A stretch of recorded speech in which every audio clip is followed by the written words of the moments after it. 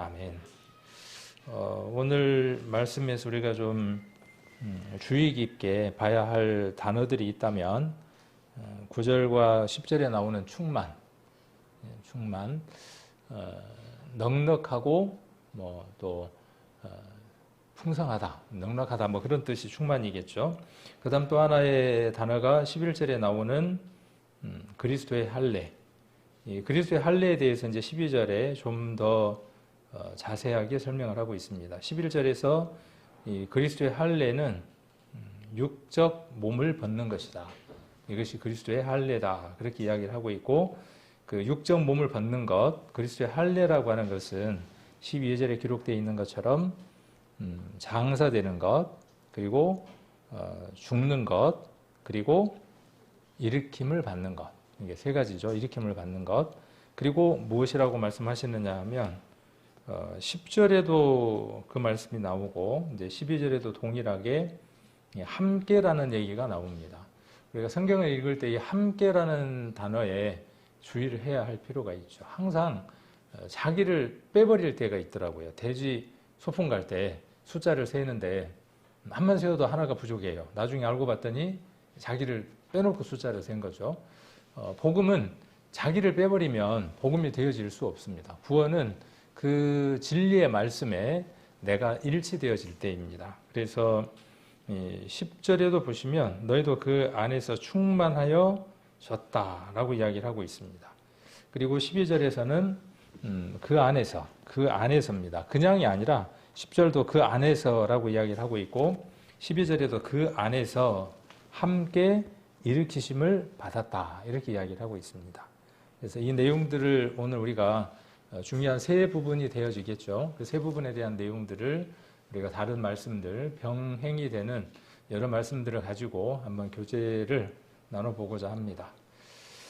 자, 먼저 8절부터 한번 보시면 누가 그렇게 이야기를 했죠. 누가라는 얘기는 이 골로새서가 기록될 당시 그 교회 안에 누군가는 모르겠지만 누군가가 이 노략질을 하는 사람이 있다는 겁니다. 무엇으로 노략질을 하느냐 하면 이 철학과 헛된 속임수로 노략질을 한다 그렇게 이야기를 하고 있습니다. 우리 성경에 보면 누가 나오죠? 처음에 바벨탑을 쌓았던 인물 누구죠? 네, 그 이름의 뜻이 뭡니까? 하나님 앞에 특이한 사냥꾼이라는 뜻을 갖고 있거든요. 그래서 이 노략질이라고 하는 것은요, 우리가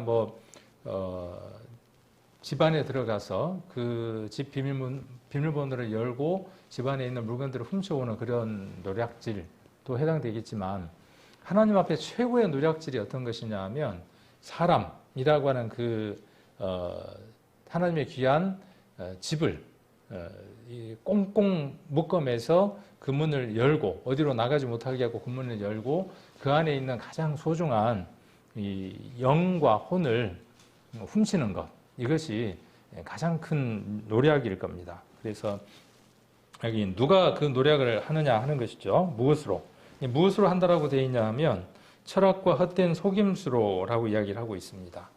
그래서 제가 이렇게 색깔을 같은 색으로 이렇게 묶어 보았습니다.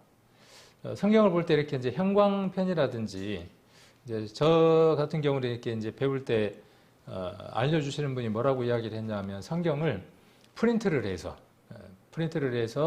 우리 성경을 보면 이렇게 네 면이 있잖아요. 네 면이 있으면 가운데 면은 이게 인쇄를 안 하는 거예요. 여기에다가는 성경이 있고 이쪽은 인쇄를 안 해서 여기에 있는 내용들을 이쪽에다가 다 적을 수 있게끔 그렇게 좀 꼼꼼하게 성경을 보라 그렇게 한번 가르침을 받았는데, 그렇게 해서 성경을 보게 되면 더 많은 것들이 보입니다. 밑줄을 치고 같은 것들끼리 묶고 이렇게 하다 보면 성경 속에서 좀 더 확연하게 보이는 내용들이 많아집니다. 그래서 여기 철학과 헛된 속임수 색깔을 묶었고, 그 다음에 사람의 유전과 세상의 초등학문을 묶어두었습니다. 그러니까 이것으로서 누구를 입니까? 누가 누구를? 이 영혼을 노략질하는 누군가겠죠. 그 영혼을 노략질하게 하는 그 영이 사람 안에 역사하는 것이죠. 그 누군가는 정신을 차리지 않으면 내가 될 수도 있고 교회 안에 누군가일 수도 있고 내가 그 노력을 하는 사람이 되어질 수도 있고 그 노력을 하는 일에 있어서 대상물이 되어질 수도 있습니다. 그래서 빨간 글씨로 무엇이라고 되어져 있느냐 하면 주의하라 이렇게 되어져 있는 겁니다. 그러니까 상호 주의를 해야 하는 것이죠.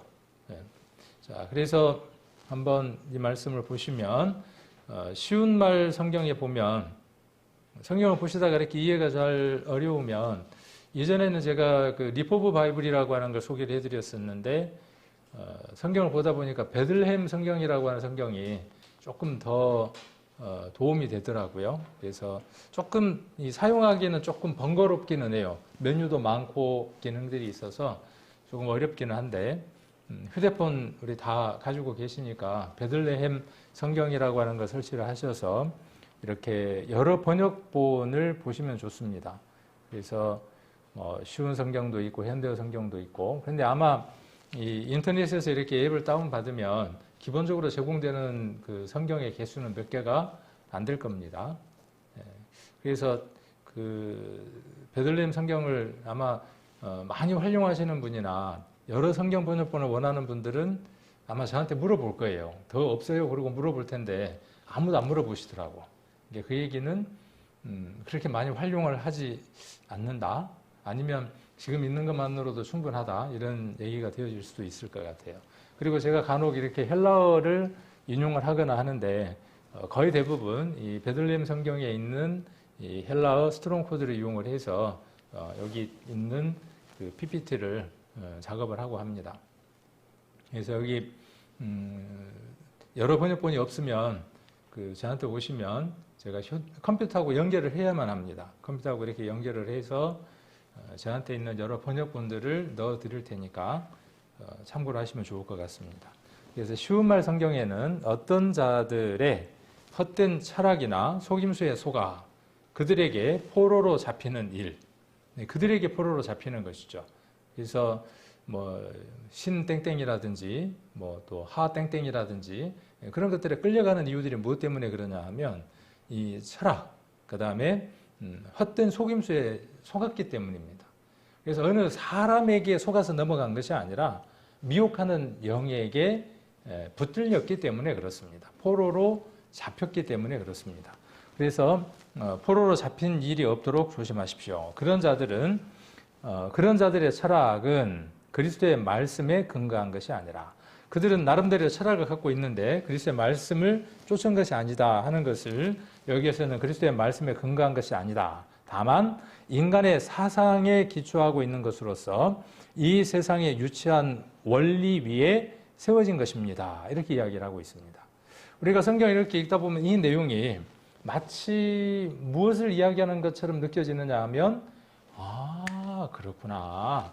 여기 세상 초등 한문도 그렇고 사람 유전도 이렇게 되어져 있고 하니까 사람의 유전이라든지 세상 초등 학문, 세상에서의 학문은 어떤 것이다?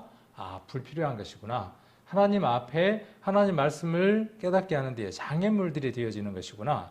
이렇게 모든 것들을 흑백으로 나눌 위험성들이 있습니다. 그래서 이런 부분들은 극단론이나 이런 것들로 나아가지 않도록 우리가 성경을 볼 때에 주의할 필요가 있습니다. 그래서 무조건적으로 어떤 세상의 학문 이런 것들이 틀렸고 잘못되고를 이야기하는 것이 아니라 여기 이야기하고 있는 것처럼 그들의 철학입니다. 그들의 생각입니다. 그래서 이런 부분들을 우리가 잘 유의를 할 필요가 있고 이 2장에 나와 있는 이 말씀은 우리가 조금 더 읽어보면 나중에 이제 이해를 할 수 있게 됩니다. 그래서 먼저 쉬운 성경으로 이 8절을 한번 이해를 해봤고요. 여기에서 중요한 것들 한번 이렇게 단어들 한번 뽑아 본다면 철학과 헛된 속임수, 이 철학과 헛된 속임수와 사람의 유전과 세상의 초등 학문 같은 것으로 지금 이야기를 할 수 있습니다. 똑같은 내용인 거예요. 그들의 철학, 그 다음에 그들의 헛된 속임수입니다. 사람의 유전이라고 하는 건 뭘까요? 우리가 이제 이렇게 이야기를 하면 사람의 유전 그러면 우리는 이제 자꾸 생각을 어떻게 하느냐 하면 우리의 범주 속에서 어떤 것들을 생각을 하는 겁니다. 그런데 성경 속에 답이 나와 있습니다. 이 성경 속에서 사람의 유전과 세상의 초등 학문이라고 하는 것이 어떤 것인가 하는 것들을 이 골로새서 자체에서 우리가 그 답들을 찾아볼 수 있습니다. 그리고 세 번째로 노략이라고 하는 게 어떤 건지를 우리가 원어를 가지고 한번 또 살펴보도록 하고, 그 다음에 주의라고 하는 게 어떤 의미인가도 한번 원어를 가지고 한번 살펴보면 좋겠습니다. 그래서 2장 16절 한번 보겠습니다. 조금 뒤에 보면 그 내용들을 바로 이렇게 설명을 하고 있기 때문에 이 세상 그 초등학문 혹은 철학, 속임수 이런 것들이 사람의 유전 이런 것들이 어떤 것인가를 조금 더 자세하게 설명을 하고 있습니다. 16절 한번 보겠습니다. 그러므로 먹고 마시는 것, 절기나 월삭이나 안식일 인하여 누구든지 너희를 편론하지 못하게 하라. 여기 마시는 것, 절기, 월삭, 안식일 이 모든 것들이 무엇이냐 하면 사람의 유전인 것들을 이야기를 하고 있습니다. 자, 그리고 너희를 편놈하지 못하게 하라. 17절 이런 것은 장래일의 그림자이나 몸은 그리스도의 것이니라. 18절 누구든지 일부러 겸손함과 천사 숭배함을 인하여 너희 상을 빼앗지 못하게 하라. 저가 그 본 것을 의지하여 그 육체의 마음을 쫓아 헛되이 과장하고 머리를 붙들지 아니하는지라. 온 몸이 머리로 말미암아 마디와 힘줄로 공급함을 얻고 연합하여 하나님이 자라게 하심으로 자라느니라. 20절 너희가 세상의 초등학문에서 그리스도와 함께 죽었거든 어찌하여 세상에 사는 것 같이 의문에 순종하느니라 하느냐. 이 의문이라고 하는 게 뭐죠? 의문? 이 의문은 뭐냐면 율법을 지금 이야기를 하고 있는 겁니다. 로마서에도 의문이라는 얘기가 나오고 골로새서에서 이 의문이라고 하는 내용이 나오는데, 궁금하다 할 때 그 의문이 아니라 의문, 그 조문을 이야기를 하는 겁니다. 그래서 조문에 순종하느냐, 율법에 순종하느냐 지금 이렇게 이야기를 하고 있습니다. 여기 일부러 겸손함과 천사 숭배함이라고 하는 것은 시대적인 어떤 내용들을 조금 이해하는 게 필요할 수 있습니다. 그래서 지금 이 골로새서에서 이야기하고 있는 철학, 그 다음에 헛된 속임수, 그 다음에 사람의 유전, 그 다음에 세상의 초등학문 이런 것들은 그 시대에 있었던 영지주의에 관한 내용들이라고 하는 것들을 우리가 이해할 필요가 있습니다. 영지주의는 우리가 지난번에 요한 1서 공부할 때도 영지주의에 대한 내용들이 많이 나왔었죠. 영이 무엇인가를 깨달으면 모든 것들은 다 끝난다 하는 가르침이에요. 영이 무엇인가를 진리를 무엇인가를 알기만 하면 어떻게 삶을 산다고 할지라도 하나님 앞에 설 수 있다. 이렇게 이야기하는 것이 영지주의입니다. 그래서 이 골로새서에도 그러한 사상들이 들어와 있고, 특히 여기 보면 일부러 겸손함과 천사 숭배함이에요. 이 내용이 어떤 내용들이냐 하면 우리가 하나님 앞에 어떤 것들을 구하고 하나님께 예배 드리는 것은 하나님이 너무 높은 분이기 때문에 감히 그분에게 1대1로 어떻게 우리가 예배를 드리고 하나님과 소통을 할 수 있단 말이냐. 그럴 수 없다. 그러니까 하나님보다 조금 등급이 낮은 그 천사에게 우리의 소원과 우리의 알바를 우리의 예배를 드림으로 말미암아 천사가 하나님께 드림으로 우리의 소식을 드림으로 우리가 하나님을 섬겨나갈 수 있다. 이렇게 말하는 교리들을 가지고 있었습니다. 어때요? 좀 괜찮은 것 같습니까? 생각이? 그럴듯하죠. 이 그럴듯한 교리를 갖고 있는 단체들도 있죠. 지금 제가 이야기한 것 언제 얘기냐면 2000년 전의 얘기예요. 근데 2000년 전에 그 사상을 가진 교단들, 교리들, 그런 것들이 교회 안에 복음으로 있다가 그 복음을 받아들이지 못하고 나가면서 그런 사상들이 나왔죠. 그들을 가리켜서 성경에서는 이단이라고 이야기를 합니다. 복음이 있었고 복음 안에 있었던 그들이 복음을 버리고 끝이 달라지는 거예요. 그것을 버려버리고 나가는 겁니다. 자, 비슷하게 시작을 했다가 거의 비슷하게 시작을 했다가 끝이 결정적으로 달라지는 것이죠. 그래서 하나님께 바로 어떻게 한다냐. 그러니까 누구를 통해서 해야 돼요? 어머니를 통해서 하고 천사를 통해서 하고 그렇죠? 뭐 어머니 하나님도 있고 아까 이야기한 대로 나를 통해서 하라고 하는 사람도 있고. 자, 이게 뭐냐 하면 일부러 겸손함이라고 하는 말이 그 얘기입니다. 일부러 겸손함이라고 하는 것은 뭐냐 하면 감히 우리 같은 이렇게 더러운 존재가 하나님께 어떻게 예배를 드릴 수 있냐는 거예요. 맞습니까? 왜 안 맞습니까? 그것이. 맞는 얘기 같잖아요. 우리 같이 더러운 존재가 감히 어떻게 다이렉트로 하나님께.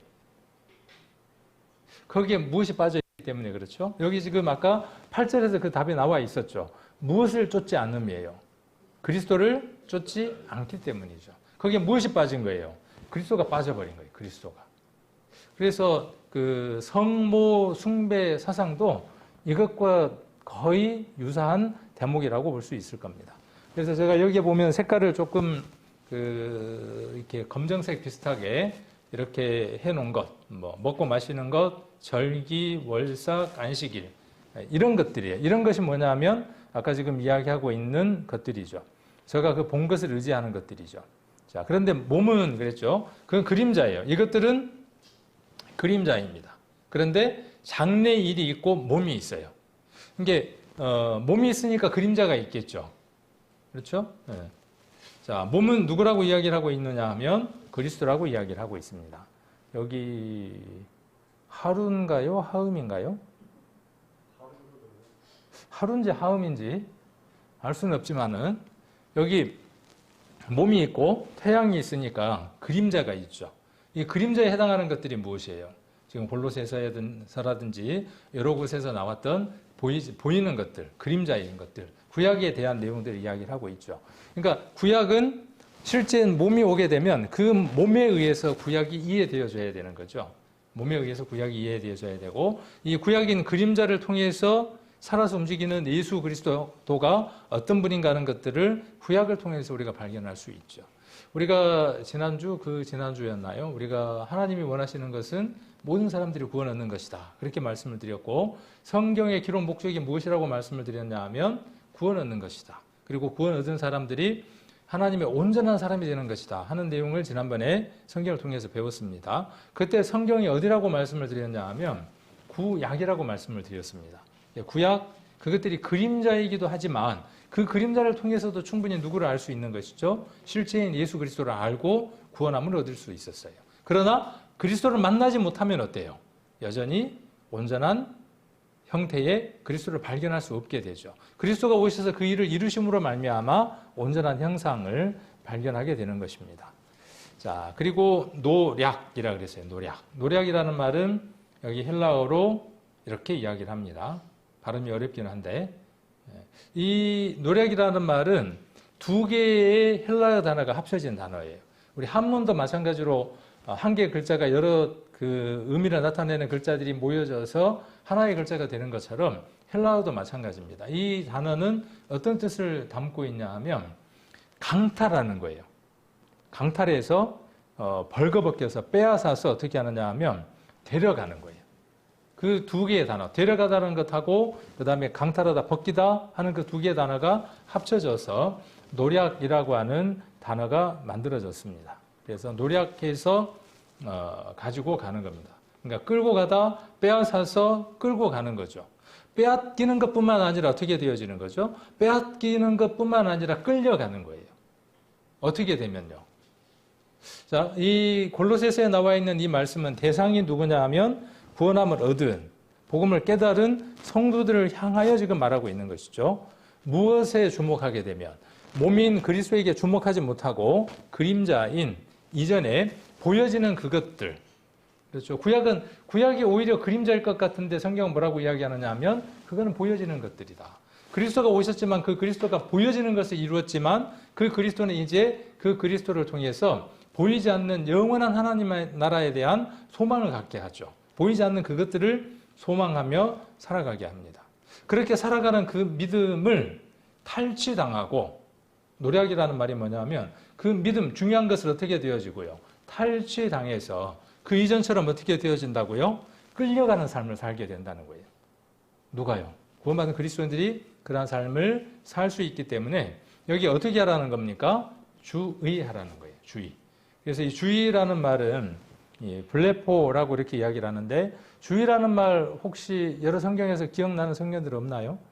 그 종말을 이야기를 할 때, 예수님이 오실 때를 이야기할 때 항상 어떤 때가 나오느냐 하면 깨어있으라 하는 얘기를 하고 그 전에 뭔 얘기를 해요? 깨어있으라는 얘기를 하기 전에 주의하라. 한번 읽어볼까요? 마가복음인가요? 마가복음 한번 보겠습니다. 마가복음 13장 33절입니다. 13장 33절.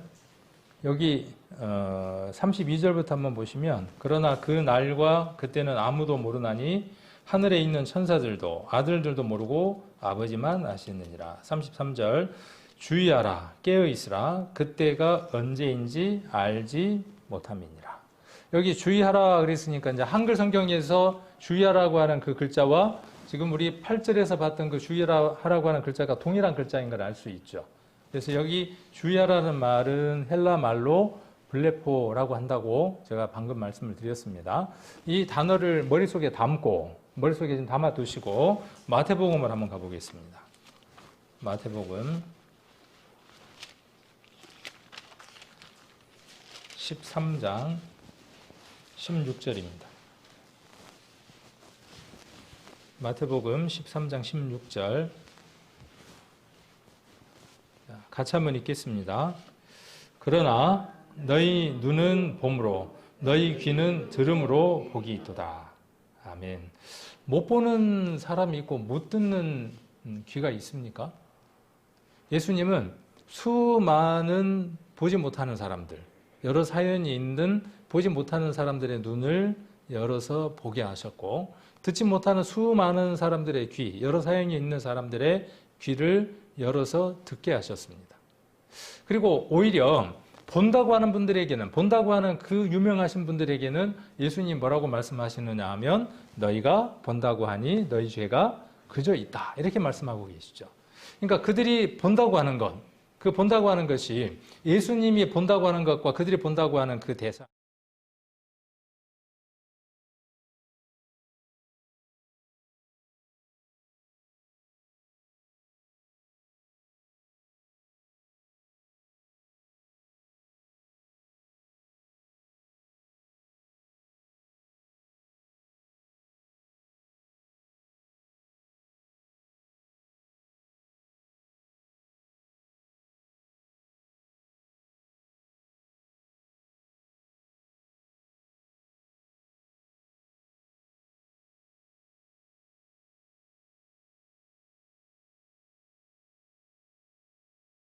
였죠? 누구 생각에? 내 생각에. 내가 모든 것을 본다고 하는 눈이었어요. 시력이 2.0이었으니까 병뚜껑에 있는 작은 글자까지 다 읽을 수 있었어요. 근데 지금은 눈이 어떻게 됐냐 하면 안 보여. 휴대폰으로 이렇게 확대하거나 찍어갖고 이렇게 확대를 해야 보이는 눈이 됐어요. 그래서 그렇게 보지 못하는 눈, 그 눈을 이야기하시지 않는 것이죠, 예수님은. 자, 그래서 여기 이 봄이라고 하는 것은 아까 봤던 그 헬라어 단어하고 똑같은 단어죠. 블레포라고 하는 똑같은 단어입니다. 그래서 이 블레포라고 하는 말은 see, 보다라는 얘기입니다. 그래서 이 호라오라고 하는 헬라어보다는 눈의 기능에 더 강조를 둔 단어이고, 그래서 눈이 멀다와 반대되는 말이에요. 그러니까 이 눈의 기능적인, 눈이 보는 어떤 그 물리적인, 몸의 어떤 기능적인 것에 있어서 본다라고 하는 의미보다는, 그렇죠? 그래서 이 단어는 알아차리다, 인지하다, 심지어 통찰하다, 간파하다라는 내용으로 사용되어지는 단어입니다. 그래서 우리 아까 마가복음 13장 33절에서 이야기했던 것처럼 주의하다, 또 귀를 기울이다, 그런 뜻입니다. 그래서 어떤 것을 주의하다, 조심하다 하는 기능적인 기능을 말하고 있는 단어가 블레포라고 하는 단어입니다. 그러니까 우리는 세상이 지금 어떤 상황인지를 볼 수 있어야죠. 그래야 어떻게 할 수 있습니까? 주의할 수 있습니다. 운전하고 가는데 왜 속도를 낮추라고 이야기를 하는 거죠? 안전 때문에 그러죠. 속도가 빨라지면 안전의 위협을 받아요. 왜 안전의 위협을 받나 하면 보는 것들이 시야가 좁아져요. 주의할 수 없어요. 그래서 어떤 문제가 있는 곳에 눈에 보이지 않는 위험, 눈에 보이지 않는 안전을 위해하는 요소들이 있기 때문에 주의하라고 눈에 보일 수 있도록 빨간색으로 무엇을 해두는 것이죠? 주의 표시를 해두는 것이죠. 그러면 그 주의 표시를 보면서 우리는 무엇을 보는 것이죠? 그 주의 표시를 보는 게 아니라 그 표지, 그것을 보는 것이 아니라 그 표지 속에 숨어 있는 뜻을 간파하게 되는 거죠. 커브가 많이 돌아가는 곳이니까 지금 속도보다 속도를 훨씬 더 낮춰야 된다고 하는 것을 경고를 받는 것이죠.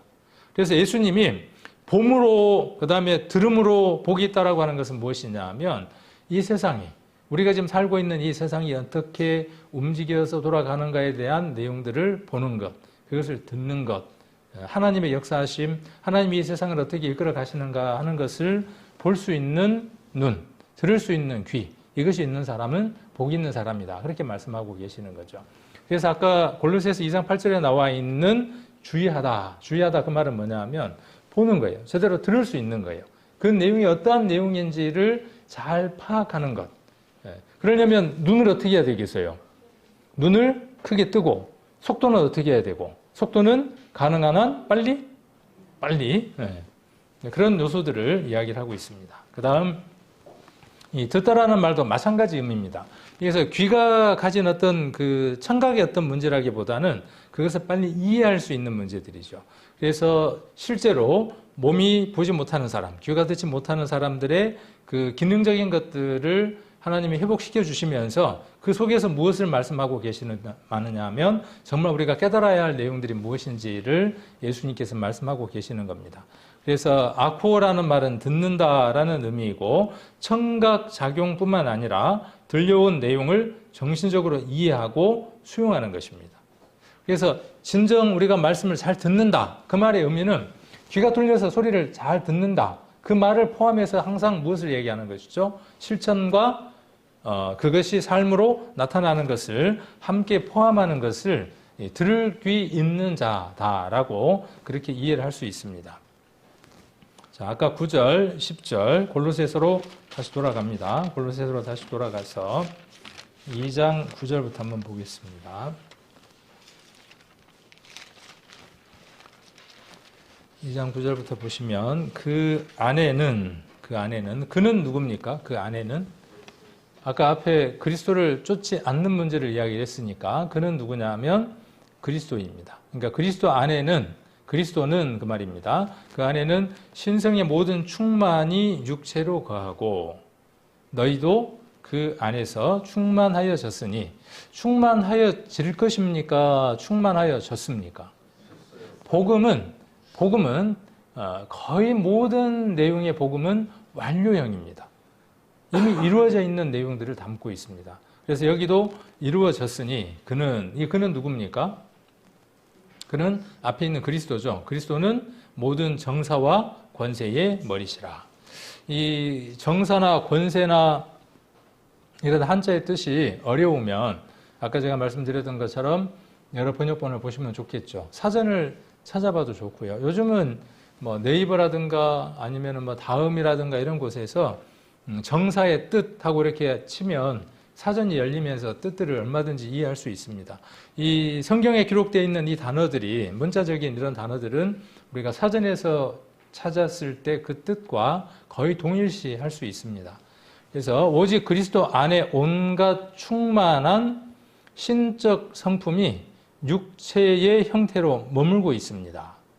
여기는 제가 쉬운 말 성경을 인용을 했고요. 10절은 그러므로 여러분이 그리스도와 하나가 될 때에는 완전하게 됩니다. 여러분이 그리스도와 연합할 때 여러분은 하나님 안에서 충만해질 것입니다. 그리스도는 다른 모든 능력을 지배하는 최고의 지배자이십니다. 예수님은 누구냐 하면 모든 것들을 지배하는 모든 능력을 가지신 분입니다. 이렇게 이야기를 하고 있습니다.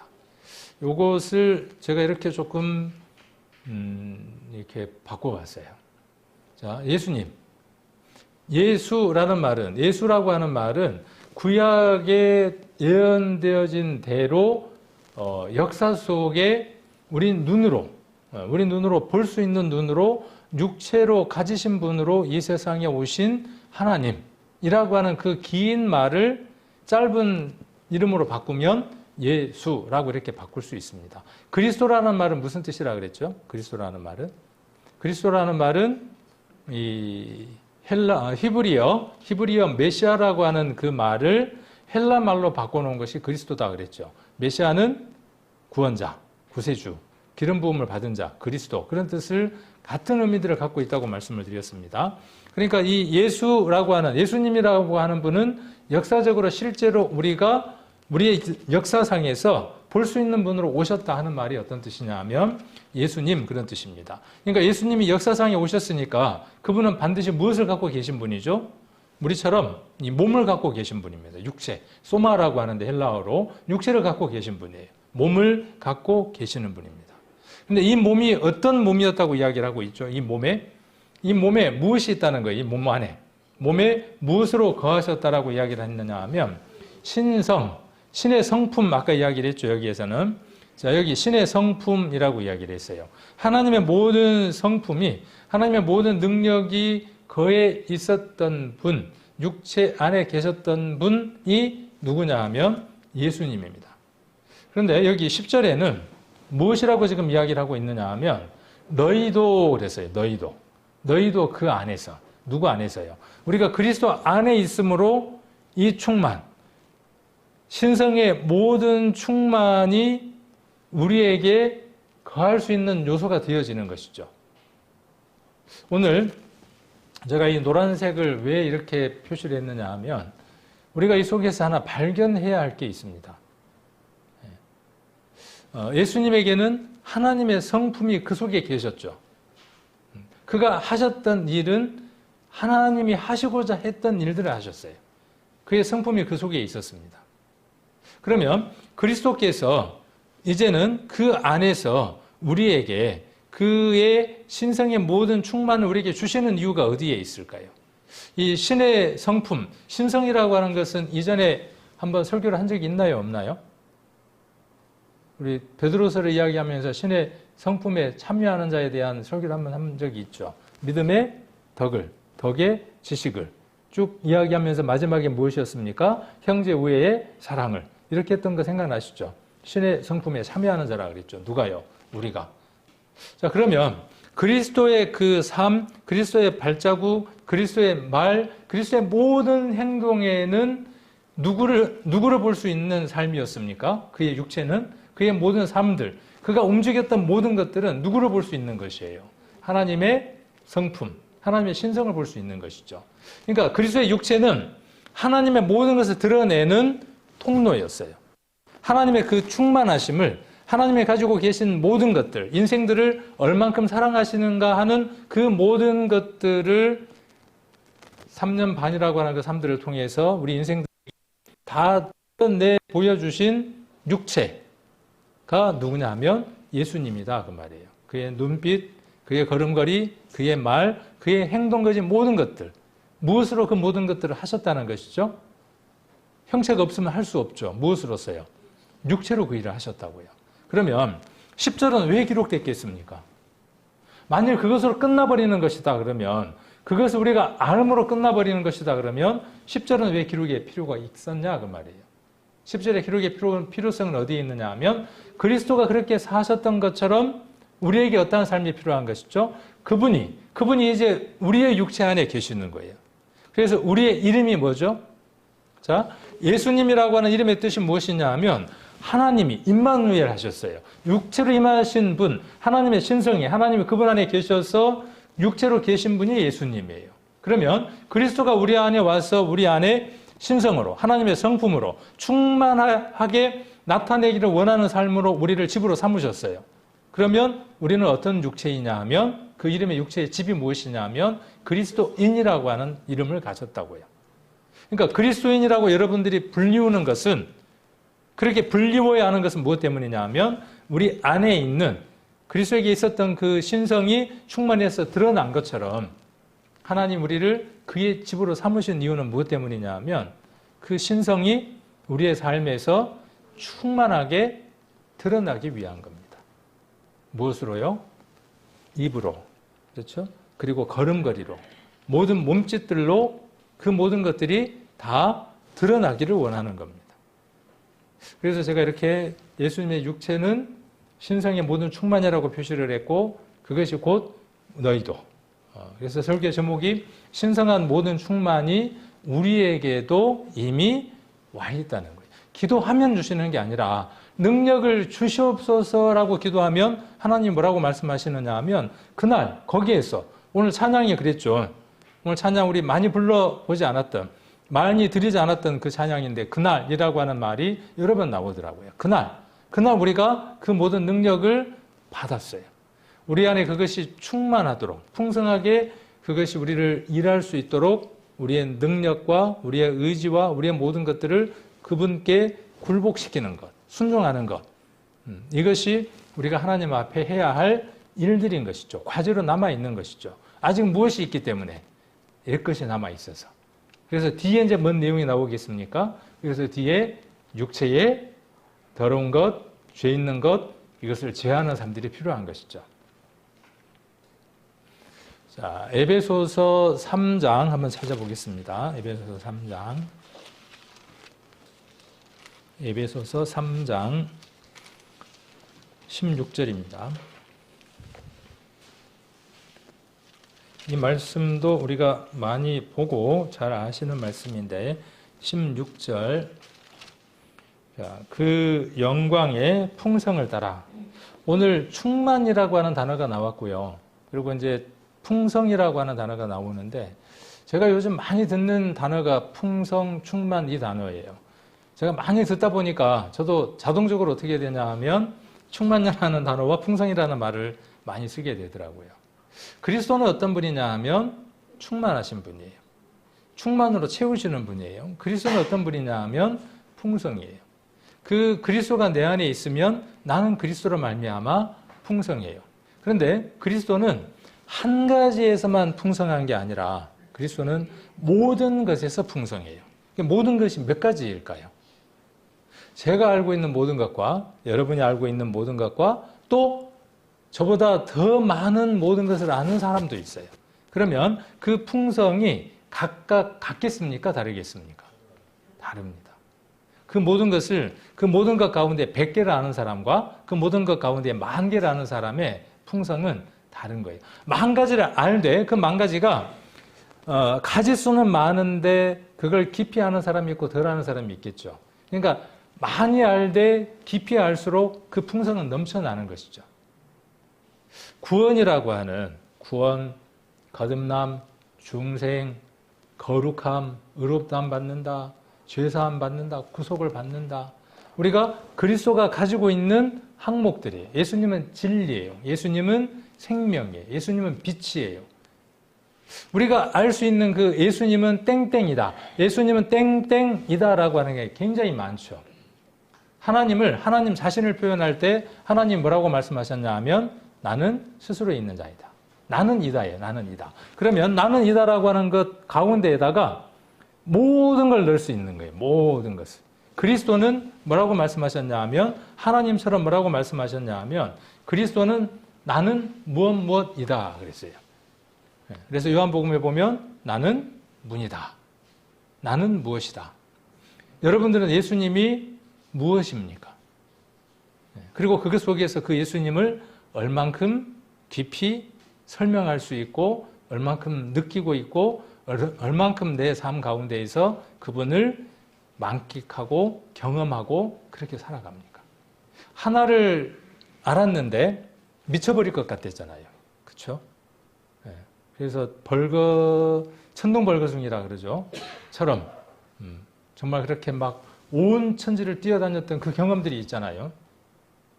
불과 그 속에서 일부를 알았음에도 불구하고 근데 그게 전부인 줄 알았어요. 그것이 모든 것인 줄 알았어요. 그런데 성경을 읽어보니까 그분의 풍성의 항목들이 한두 가지가 아니라 끝도 없이 많더라는 거예요. 끝도 없이. 성경을 읽을 때마다 새로운 것들이 발견되고 그 발견된 것들이 내 안에 들어와서 내게 움직이기 시작하고 그것이 체험되어지고 그것이 내게 만족을 줄 때 세상 그 어떤 것으로도 바꿀 수 없는 즐거움, 만족, 풍성이 있더라는 것이죠. 그건 그 각각의 성도의 삶의 상황에 따라서 형편에 따라서 경험에 따라서 각각 다르더라는 거죠. 오묘하게. 그런 것들이 우리가 구역 모임에서 와서 교제되어질 때 서로에게 도전이 되어지고 배움이 되어져서 그 풍성함들을 함께 교류를 할 수 있게 되어지는 것이죠. 그래서 16절에 그 영광의 풍성을 따라 그 성령으로 말미암아 그러니까 항상 성령도 그렇고 풍성도 그렇고 누구 것이에요? 그의 것이에요. 그의 것. 말미암아 너희 속사람을 능력으로 강건하게 하옵시며 신앙에 있어서 이 속사람을 강건하게 하는 이건요, 정말 중요한 겁니다. 이 속사람이 강건하지 못하면요, 늘 힘들어요. 그 중에 대표적인 게 무엇이냐면 열등감이에요. 열등의식. 그렇죠. 열등의식, 패배의식, 많은 것들이 있습니다. 지난번에 구원에 대한 여러 가지를 이야기를 할 때, 6가지를 이야기를 할 때, 그 중에 제가 중요하게 다루었던 것이 혼의 구원입니다. 마음의 구원입니다. 이 마음도 근육이 있습니다. 몸에도 근육이 있는 것처럼요, 마음에도 무엇이 있느냐 하면 근육이 있어요. 그리고 우리가 그 사회복지나 또 심리학에서 많이 이야기하는 회복 탄력성이라는 게 있습니다. 우리 몸도 어떻습니까? 힘든 일을 하고 나면 어떤 사람은 하루 만에 회복되는데 어떤 사람은 며칠이 가도 회복을 못해요. 그 뭐냐면 근력, 그 다음에 또 몸 이런 것들이 어떻습니까? 탄력성이 좋으냐 좋지 않느냐의 차이죠. 그래서 어떤 사람은 회복이 안 되면 뭘 해야 돼요? 병원에 가서 하나 맞아야죠. 맞고 나면 어떻게 돼요? 벌떡 일어나서 또 힘이 생기는가 하면 맞아도 힘이 안 나는 사람이 있어요. 이것은 몸의 회복의 탄력성을 이야기를 하는 거예요. 그런데 신앙 안에 있어서 정말 중요한 게 무엇이냐면 마음입니다. 마음. 우리가 마음 안에 일어나는 많은 일들이 있는데 그 가운데에 생각이라고 하는 놈 있잖아요. 이 생각이라고 하는 놈을 잘 관리를 해야 합니다. 히브리서에 보면 이 영과 혼과 관절을 찔러 쪼갠다 그랬죠. 자, 혼과 영이 어떻게 붙어 있느냐는 것에 따라서 신앙이 많이 좌우됩니다. 영이 하나님을 향해서 충만하여져 있고 그 혼이 그 영의 영향을 받으면 그 사람의 삶은 그 삶을 살아갑니다. 그럴 때는 찔러 쪼개야 돼요? 안 쪼개야 돼요? 그렇게 살아갈 수 있도록 더 힘을 실어줘야 되겠죠. 그런데 이 영과 혼이 지금 어떻게 되어져 있어요? 혼이 뭔 생각을 하고 살아가냐 하면 다른 것만 생각하고 살아가. 영이 그 영향을 받지를 못해. 그럼 어떻게 해야 됩니까? 말씀으로. 하나님의 말씀은 살았고 운동력이 있어서 좌우에 날선 어떤 검보다도 예리하여 어떻게 할 수 있어요? 나눌 수 있어요. 나눠야 하는 거예요. 자, 그럴 때 혼이 어떻게 되어지느냐 하면 건강을 찾게 돼요. 그래서 이 마음이 혼이 무엇으로서 즐거운 삶을 살아야 되느냐 하면 하나님의 말씀으로서 충만하게 채워지는 풍성함을 성령으로 말미암아 채워지는 삶을 살아가야 해요. 세상 사람들은요, 이거 하려고 별의별 걸 다 동원을 합니다. 수백만 원짜리, 수천만 원짜리 오디오를 사요. 진공관 오디오를 사가지고 불이 붉게 들어오는 걸 보면서 스피커 한 개짜리가 막 1,000만 원, 2,000만 원짜리 한 개에 그런 걸 몇 개를 집에다 갖다 놓고 그 음이 움직일 때마다 불이 들어온다든지 이런 걸 쳐다보면서요, 심리적으로 뭘 찾느냐 하면 위안을 찾아요. 마음의 위안을 찾는 겁니다.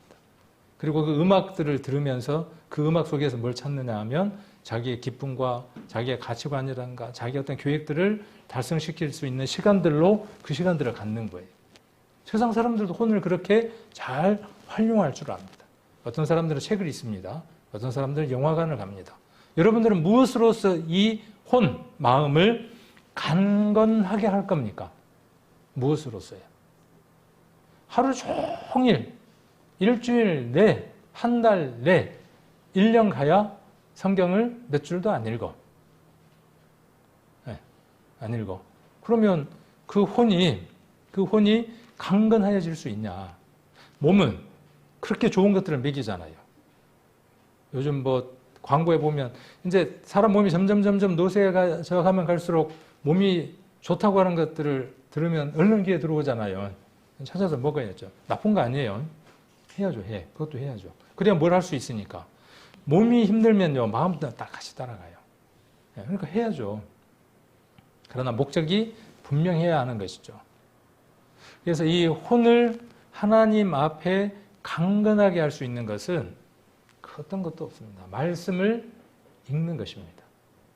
지난번에 누구하고 교제할 때 이런 교제를 한번 한 적이 있는데, 혹시 거룩한 습관이라고 하는 단어를 들어본 적이 있습니까? 우리는 자꾸 습관 그러면 율법적이고 뭔가 좀 안 좋은 것으로서 치부할 때가 많습니다. 그래서 누군가가 습관은 습관인데 거룩한 습관이다 이름 지었어요. 예수님에게는 거룩한 습관이 있으셨습니다. 기억하십니까? 우리 성경을 읽으면서 기도하시는 습관을 갖고 계셨습니다. 우리에게 유익하고 좋은 습관들이 있습니다. 우리를 세상으로 이끌고 가는 습관들이 있습니다. 그 습관들은 우리 올해의 목표처럼 버려야 되고 육적인 것들을 잘라내야죠. 그 육적인 것들이 잘려나갈 때, 제거되어질 때, 할례가 이루어질 때 새 것이 드러나게 되고 우리 혼이 어떻게 되어지느냐 하면 충만함을 입습니다. 풍성을 경험하게 됩니다.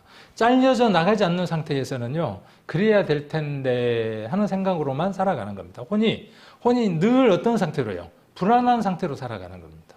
두려운 상태로 살아가는 겁니다. 그러나 그것들이 잘려져 나가야 될 텐데 하는 것이 딱 잘려져 나가면요, 그것이 정리되고 나아지면 그때부터 심령 안에 특별한 것들을 체험합니다. 가나안 땅이 정복되어져서 그곳에 있던 그 전에 있었던 그 족속들이 멸함을 받는 것처럼 그런 특별함들을 이 강건함 속에서 받게 됩니다. 17절 믿음으로 말미암아 그리스도께서 너희 마음에 계시게 하옵시고, 이미 계신데 뭐라고 말씀하느냐 하면 계시게 하옵시고, 너희 가운데 너희가 사랑 가운데서 뿌리가 박히고 터가 굳어져서 3장 18절 능히 모든 성도와 함께 지식에 넘치는 그리스도의 사랑을 알아 그리스도의 넓이와 길이와 높이와 깊이가 어떠함을 깨달아 하나님의 모든 충만하게 하신 것으로 너희에게 충만하게 하시기를 구하노라.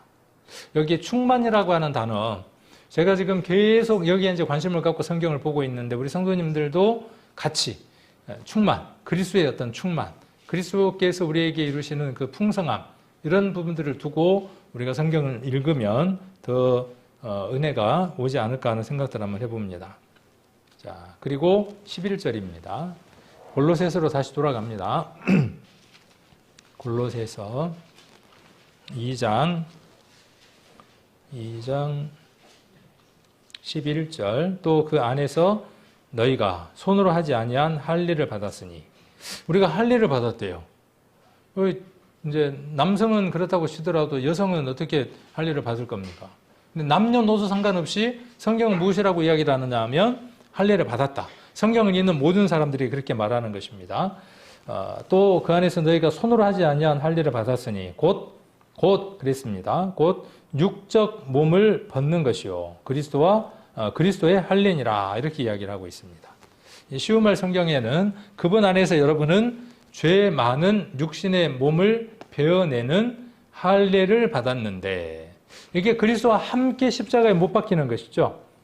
함께 죄에 대해서 십자가에 못 박히는 것입니다. 그 할례는 곧 사람의 손으로 이루어진 사람의 할례가 아니라 그리스도에 의해 이루어진 그리스도의 할례인 것입니다. 그리스도와 함께 내가 이렇게 십자가에 못 박히는 것, 그리고 내 육 안에 있었던 그 모든 허물들에 대한 값들을 그리스도께서 치르시는 그 현장에 내가 있게 되는 것, 그것이 그리스도의 할례다, 그렇게 이야기를 하고 있습니다. 12절 한번 보시면 12절 너희가 세례로, 그 세례라는 말이 있고 침례라는 말이 있죠. 이 세례라는 말은 씻는 예라는 뜻입니다. 씻는 예식, 그런 뜻이에요. 세례라는 말은 씻는 예식, 그런 뜻이에요. 그러니까 씻겨지는 예식이니까 어느 교회가 물을 이렇게 한 방울 묻혀갖고, 물 한 방울 이렇게 묻혀갖고 탁 뿌렸어. 뿌리면서 뭐라고 이야기하느냐 하면 이거는 씻는 예식이다, 그렇게 이야기했을 때 그 예전은 세례라고 하는 예전이 되는 겁니다. 또 어떤 데는 머리에다가 이렇게 물을 이렇게 적시는 것도 그런 게 되어질 수 있고. 그런데 성경 속에서 진짜 이 씻는 예식은 무엇이냐 하는 것이죠. 그것은 무엇이냐 하면 함께 죽고 함께 부활되어질 때, 그럴 때에 참 세례, 씻는 예식이 이루어질 수 있죠. 그래서 바른 표현으로서는 우리가 무엇을 쓸 수 있느냐 하면 침례라고 하는 의식을 쓸 수 있습니다. 그러니까 침례라는 말, 이 침례라는 말은 우리가 어디에서 하는 침례? 저기 다합에 올라가서 계곡에서 물속에 이렇게 들어갔다 올라오는 그 침례를 이야기하는 게 아니라, 그렇죠? 예식으로서의 그 침례를 이야기를 하는 게 아니라 실제적인 그리스도와 함께 내가 죽는 것, 그리고 함께 부활하는 것을 얘기를 하는 겁니다. 그래서 너희가 침례로 그리스도와 함께 장사한 바 되고, 또 죽은 자들 가운데에서 그를 일으키신 하나님의 역사를 믿음으로 말미암아 그 안에서 함께 일으키심을 받았느니라. 이렇게 이야기를 하고 있습니다. 여기 여러분은 침례를 받음으로써 그리스도와 함께 죽었습니다. 이거에 믿어지고 이게 사실로 인정되어지는 것이 절반이죠. 그렇죠? 이게 절반이잖아요. 죽었습니다. 그러나 그리스도를 죽은 자 가운데에서 다시 살리신 하나님의 말씀을 믿은 그 믿음으로, 자, 그 믿음으로 우리가 어떻게 되어지는 것이죠? 그리스도와 함께 죽었다고 하는 그 사실을 믿음으로 말미암아 우리가 죽으면 넘겨온 것처럼 동일한 이치로 그리스도께서 부활하셨다. 그와 내가 하나가 되어졌다고 하는 그 말씀을 믿음으로써 내가 어떠한 자가 되어지는 것입니까? 여러분은 그리스도와 함께 새 생명으로 다시 살아난 자들입니다. 그러니까 새 생명을 얻은 자입니다. 그리스도 안에서 새로운 생명을 얻은 자다. 이렇게 이야기를 하고 있습니다. 자, 여기 일으킴, 여기 앞에 죽은 자들 가운데에서 그를 일으킴이라는 말을 헬라어로 뭐라고 이야기하느냐 하면 에게이로라고 이야기를 합니다. 에게이로. 이 에게이로라는 말은 살아났다 하는 말과 똑같은 단어입니다. 그러니까 이 에게이로라는 단어를 어느 부분에서는 살아났다 그렇게 번역을 하기도 하고 일으키심을 받았다 이렇게 번역하기도 했습니다. 여기 함께 일으키심을 받았다 그랬어요. 그러니까 함께라는 말과 일으키심이라고 하는 두 개의 단어를 합치면 되겠죠. 아까 에게이로라고 하는 그 단어와 그 다음에 함께라는 함께라는 말이 쉰이라고 하는 단어인데 쉰이라는 말과 에게이로라고 하는 두 개의 단어를 합치니까 쉬네게이로 비슷합니까? 쉰이 됐죠. 쉬네인데 니은을 앞으로 주고 그 다음에 없는 니은에다가 동그라미를 주면 에게이로가 되죠. 그래서 함께 살리셨다 그런 말입니다. 함께 살리셨다 그렇게 이야기를 하고 있습니다. 그래서 이 쉬네게이로라는 말은 함께 일으켰다라는 말이고 동사 이 말은 쉰이라고 하는 말과 에게이로라는 말에서 유래되어졌고 영적 죽음으로부터 하나님께 바친 복된 새 생명회로 함께 일으키다 이런 뜻을 담고 있습니다. 3장 1절 한번 보겠습니다. 3장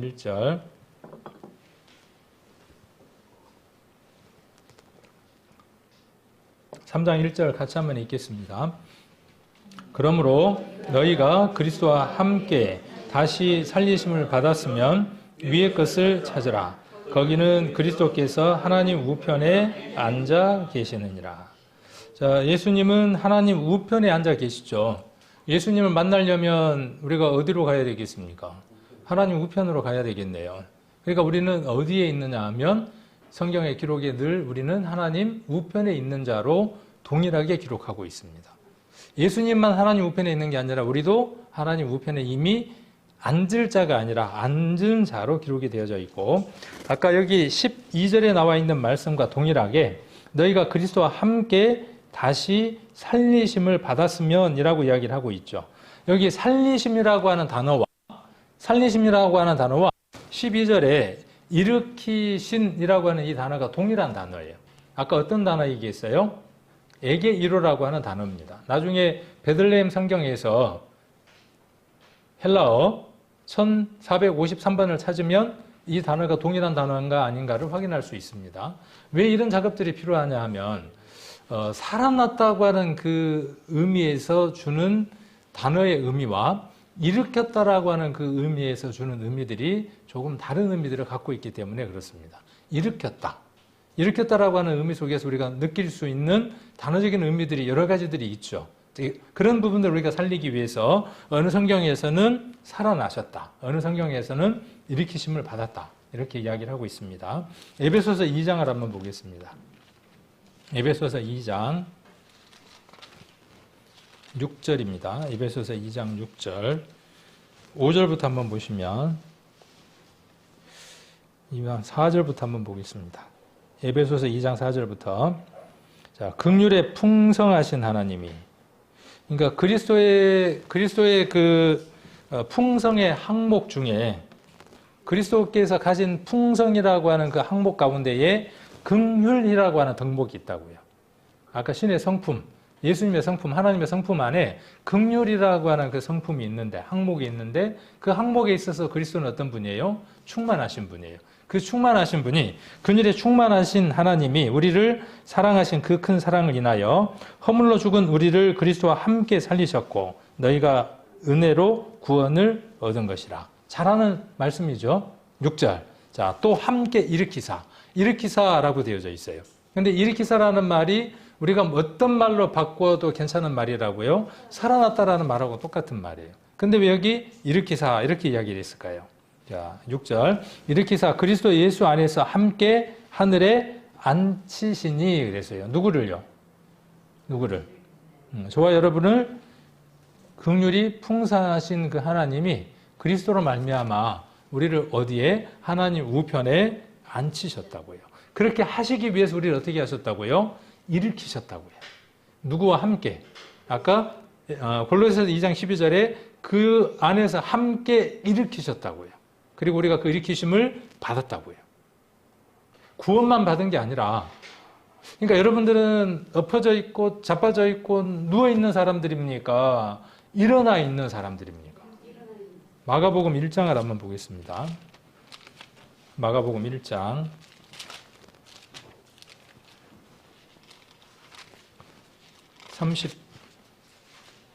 31절입니다. 마가복음 1장 31절. 시몬의 장모가 열병으로 누워 있었는데 31절 나아가사 그 손을 잡아 일으키시니. 여기 죽어있는 사람에게 이야기한 겁니까? 지금 이거는 살아있는 사람에게 한 말입니까? 살아있대 환자죠. 환자인데 누워있어서 그 어떤 것도 할 수 없는 자이죠. 그에게 손을 내밀어서 예수님이 뭐라고 말씀하시느냐 하면 일으키시니 그랬어요. 이 일으키신다는 말이 어떤 단어와 지금 똑같은 단어냐 하면 지금 골로새서 2장 12절에서 이야기하고 있는 저 단어와 동일한 단어입니다. 에게이로라고 하는 단어입니다. 자, 열병이 떠났습니다. 일으킴을 받았으니까 이 사람이 하는 일이 뭡니까? 걸었어요?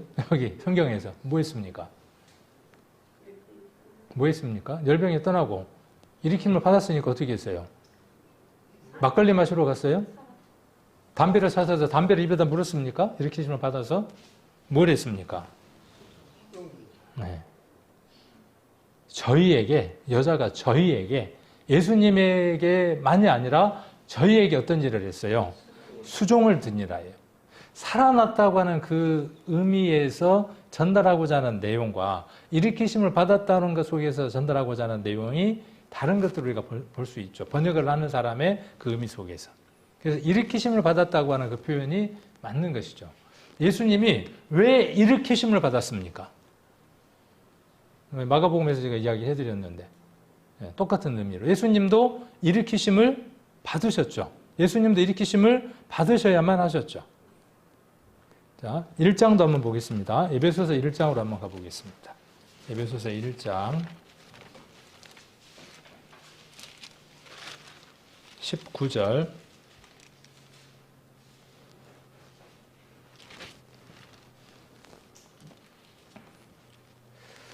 자, 그의 힘의 강력으로 역사하심을 따라 믿는 우리에게 베푸신 능력의 지극히 크심이 어떠한 것을 너희로 알게 하시기를 구하노라. 20절 같이 한번 읽겠습니다. 그 능력이 그리스도 안에서 역사하사 죽은 자들 가운데에서 다시 살리시고 하늘에 자기의 우편에 앉히사. 여기도 아까 2장 6절에 나와 있는 말씀과 같은 말씀이 나와 있죠. 죽은 자들 가운데에서 다시 살리셨어요. 죽은 자 가운데서 다시 살리셨다고 하는 이 단어가 지금 골로새서 2장 12절에 나와 있는 일으키심을 받았다, 일으켰다라고 하는 단어와 동일한 단어라는 거예요. 왜 일으키셨냐 그 말이에요. 그리스도를 왜 일으키셨냐? 왜 그리스도를 부활하셨어요? 그리스도를 왜 부활시키셨어요? 하나님이. 그리스도가 부활하신, 그리스도를 일으키신 이유가 무엇입니까? 복음이 완성되어졌고 그 언약이 성취됐음을 드러내기 위한 것이죠. 자, 그러면 우리를 하나님께서 일으키신 이유는 무엇일까요? 하나님 우리를 일으키신 이유. 자, 고린도전서도 한번 보겠습니다. 고린도전서 15장.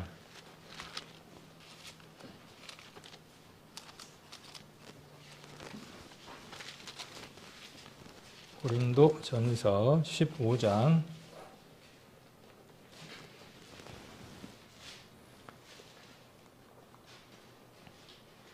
1절부터 한번 보시면 형제들아 내가 너희에게 전한 복음을 너희로 알게 하노니 이는 너희가 받은 것이요 또 그 가운데에 선 것이라. 우리가 먼저 받아야 하는 것이고 또 그 가운데에 서야 하는 것이죠. 왜? 그것은 복음이기 때문에 우리에게 생명이고 우리에게 모든 것이기 때문에 그렇습니다. 너희가 만일 나의 전한 그 말을 굳게 지키고 헛되이 믿지 아니하면 이로 말미암아 구원을 얻으리라. 우리에게 구원이기 때문에 그렇습니다. 바울이 받은 것도 이것을 받았기 때문에 그렇습니다.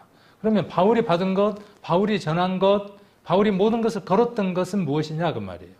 여기 3절에 내가 받은 것을 먼저 너희에게 전하였노니, 전하였다 그 말입니다. 이는 성경대로 그리스도께서 우리 죄를 위하여 죽으시고 우리를 위해서 죽으시고 장사 지낸 바 되었다가 성경대로 사흘 만에 다시 살아나사 게바에게 보이시고 후에 12 제자에게. 자, 여기 게바에게 어떻게 했습니까? 보였습니다. 자, 예수님이 부활하셨다고 하는 것은 제자들이 본 것으로서 증거가 되는 것이죠. 증인이 되며 증거가 되는 것이죠. 예수님이 다시 일으키심을 받았다고 하는 그 증거는 제자들에게 보여짐입니다. 그러면 예수님이 죽으셨다고 하는 것은 무엇이 증거겠습니까? 예수님이 죽으셨다 하는 것은 무엇이 증거겠습니까? 여기에 답이 나와 있으니까. 자, 그렇죠. 장사된 것이죠. 무덤에 들어가신 것이, 무덤에 갇히신 것이 그분이 죽으셨다고 하는 증거입니다. 이걸 통해서 제가 무엇을 성도님들하고 함께 교제하려고 하느냐 하면 우리에게는 장사의 과정이 필요한 거죠. 그렇죠? 장사는 어떻게 진행이 됩니까? 유대인들은 그 세마포로 싸잖아요. 염을 하죠. 우리에게 장사 지낸 바 되는 과정의 삶이 필요합니다. 이것이 할례입니다. 이것이 그리스도께서 원하시는 성경 말씀이 원하는 그리스도와 함께 살아가는 삶입니다.